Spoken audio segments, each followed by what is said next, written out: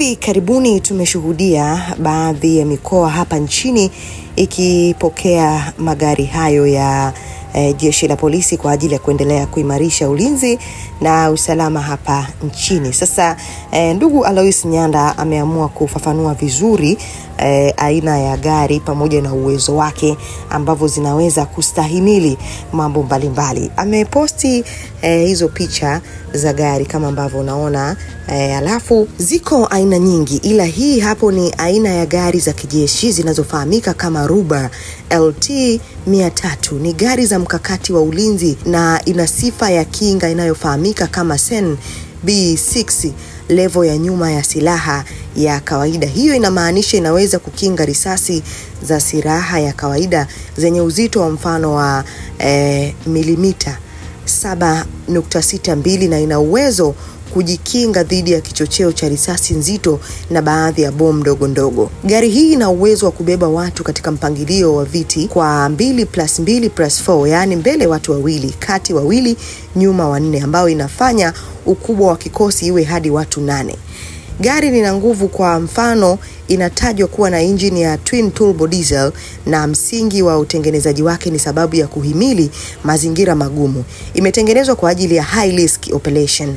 Ingawa ina kinga ya SEN B6, hii haimaanishi ina kinga risasi za silaha nzito zaidi. Kwa mfano, milimita 12.7 au shell ya bunduki ya tanki. Hivyo haifai kabisa kwa mapambano makubwa. Inauzwa kwa dola za Kimarekani 40,000 hadi dola 150,000 na zipo za bei ya juu zaidi, nategemeana na mwaka wa toleo, maana zipo hadi za dola za Kimarekani 200,000 na zaidi. Shikalile, Masije, dereva wa Isangilo na watu wa Capri Point 7N, someni hiyo chuma. Ameandika hivyo Alois Nyanda akifafanua vizuri kuhusiana na gari hizo ambazo tumeshuhudia siku za hivi karibuni.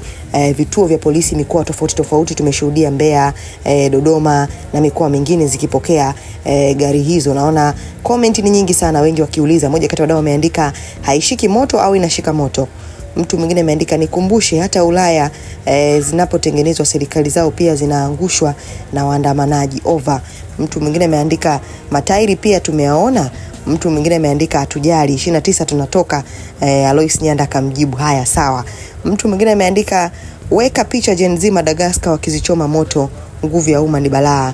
Mtu mwingine ameandika shemu ujui sisi tumeshanunua vinukishio. Mtu mwingine ameandika so what the point.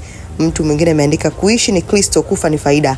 Mtu mwingine ameandika hizo gari ili kubaini ufanisi wake ni kuwa hauingii risasi, pia ni kwa ajili ya operation. Sasa wananchi hawana bunduki, kwa hiyo ni sawa na kusema nyama na bata ni tamu mbele ya Wasabato. Kikubwa ni kuwa hii sio vita na inabeba tu watu 8. Basi ni uzembe, ningekuita shujaa ungeposti basi, maana ndo linabeba askari wengi, tutakuwepo. Mtu mwingine ameandika mnatumika lakini mmechoka kama sisi raia, nani kakutuma utuandikie huu shubwada? Hizo ndizo baadhi ya comment kufuatia ujumbe ambao Alois Nyanda alikuwa ni kama anatoa elimu juu ya gari ambazo zimetolewa hivi karibuni. Nini maoni yako? Hii ni VOT Media, sisi tumechangamka.